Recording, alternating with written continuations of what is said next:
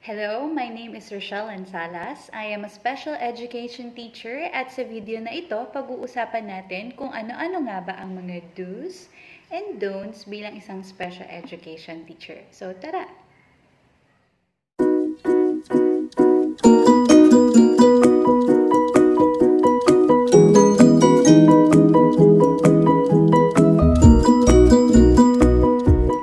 Okay, so sa video na ito, as I've said, pag-uusapan natin yung mga do's and don'ts bilang isang special education teacher.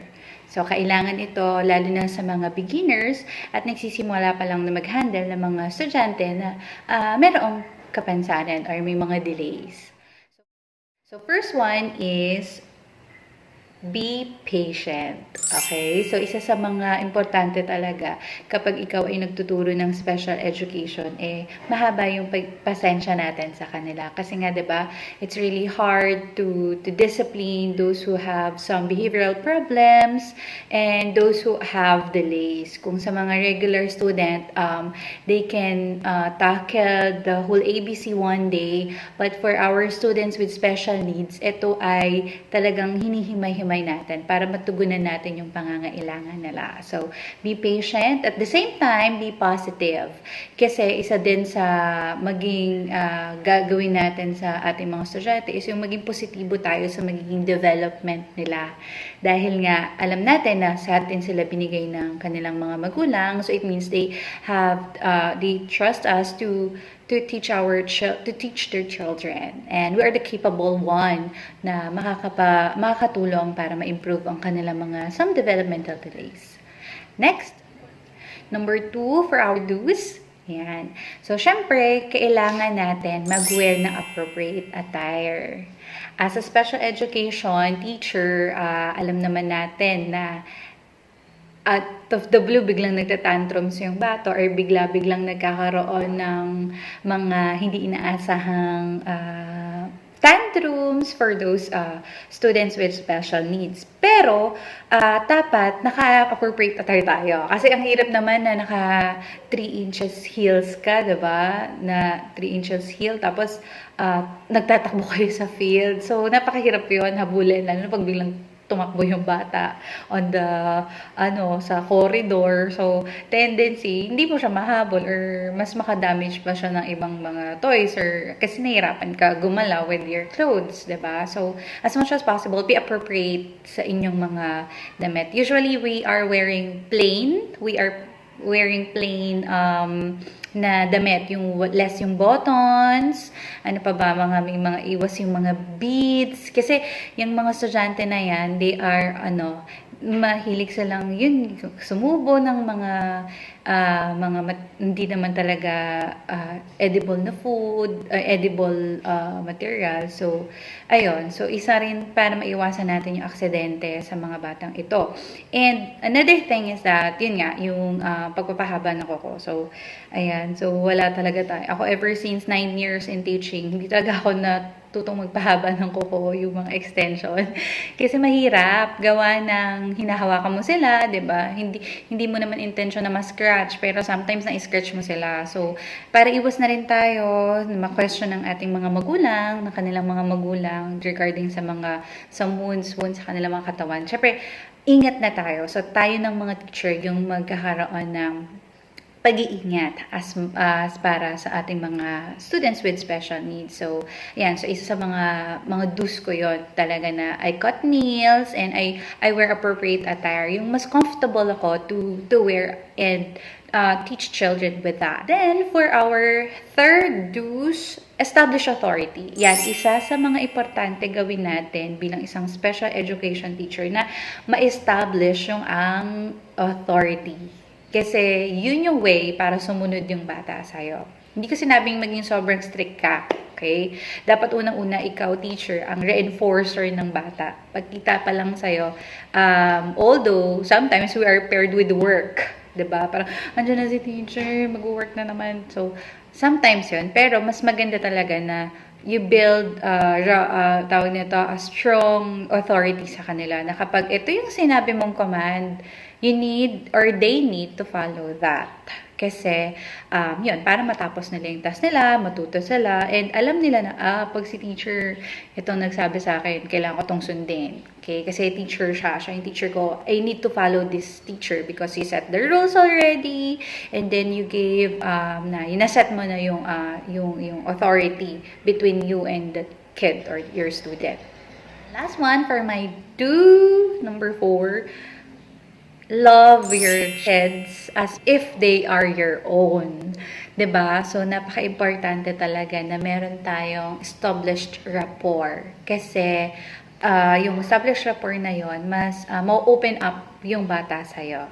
Makikita mo na even he has a delay, he's trying his best para magawa yung mga goals na tinatarget mo sa kanya. And yung love, sobrang powerful niya with kids. Ako, I've handled different levels of kids from toddlers to nag-regular din ako ng mga high school. So, iba pa rin talaga kasi kapag yung mga bata is parang feeling mo anak mo sila. Kasi iba yung care din na ibibigay mo. Hindi mo lang siya ginagawa because of your work.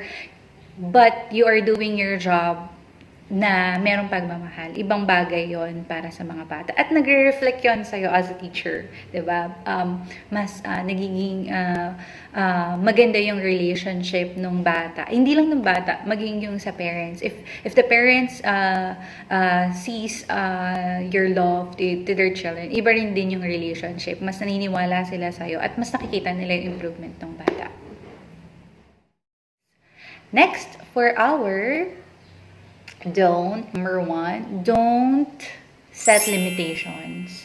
Kasi bilang isang guro na merong special needs, most of the time talaga, they are assessed by the doctors. And there are some delays talaga because yun nga, alam naman natin na dinala sila sa doctor dahil there's something wrong in their development. Hindi, kumbaga nagiging delay or na-left behind sila kumpara or appropriate doon sa kanilang edad. So, sometimes, nagiging reason yon para ilimit din natin yung kakayahan ng bata. But, as a special education teacher, dapat we don't set limitations to them. Try natin as much as possible. So, ito man yung delay niya in these certain areas, ito man yung delays niya sa appropriate age na dapat. Pero, itry pa rin natin na magawa niya yon. Okay? Also, isa din sa reason din yung mga pagsiset ng limitation because of the recommendation ng ibang tao. Sinasabi na, kay ganitong teacher, hindi niya nagawa yung ganitong activities. Pero sa'yo, you have your own different strategies, different style, different methods on how to teach children. So, malaking bagay yon para matugunan natin yung kanyang pangangailangan. So, don't set limitations. Kung meron mong delay yung bata, it doesn't mean na hindi niya kayang gawin ng isang bagay. Okay? So, mas maganda na mag-try tayo, itatry pa rin natin yung mga skills na kailangan niyang matutunan.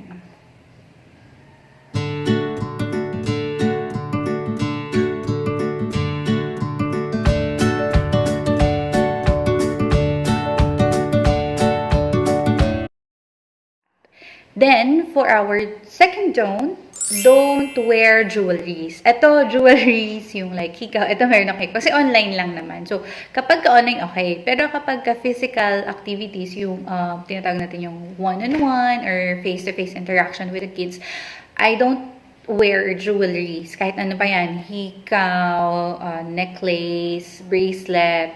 I do, watch, pero rubber. Kasi one time when I'm handling a kid, so tumakbo siya, arm carrying. So when I get that kid, nung kinuha ko siya, nakaskas siya dun sa relo ko. So yun, hindi na lang ako talaga nagrelo or kahit ano pa dress. Kasi nga, yun nga, sinabi ko kanina, kasi itong mga batang ito, talagang yung kumakain ng hindi natin alam, mabibilis yung mga kamay niya. So, mga beads, diba, sa katawan, yung mga necklace. So, may one time, meron kaming naging estudyante na nagwala. So, 3 kaming naghahatak-hatak sa kanya kasi nga, or nagtutulong-tulong para ma-assess yung kid na yun. Then, suddenly, yung hikaw ng teacher, ay nawala at nahatak. So, hindi namin alam kung saan napunta. So, tendency, baka makain yun ng bata. So, para mas maiwasan natin yung mga ganung bagay at senaryo, we are recommended talaga na hindi kami magsuot ng mga jewelries sa klase. Okay? So, kung outside, okay lang, balik mo na yung hika mo. Pero as much as possible, when you are handling students with special needs, iwasan natin yung mga ganun nga. So, na mga pwedeng masubon na bata kasi tendency, ma-choke sila. Okay? Then, for our third, this is my last, don't hesitate to ask help for other professionals. Kasi, itong mga professionals na to, they have different areas na tina-target in terms of their delays. Tayo teachers, we are more on educational side, but it doesn't mean nalilimitahan yun doon. Special education teacher, we are coordinating with other professionals like OT, ST, and ABA, or what we call behavioral therapists. So, they are the one in charge, and those are delays ng mga bata. So, if you have any questions regarding their OTs for fine motor and gross motor, anything that help them to reduce hyperactivities, okay, so you can ask for behavioral therapist or OT. Then, for their language and communication skills, we can ask for our speech teachers, okay, or speech therapy. So, it helped a lot if we, dun sa development ng bata, tulong-tulong tayo. So, that's it for today. So, I hope marami kayong natutunan sa ating video na ito. At kung feeling mo na kailangan siya ng inyong mga ibang co-teachers at other professionals using the video, don't hesitate to share the videos, like, and subscribe to them. So, see you in my next vlog.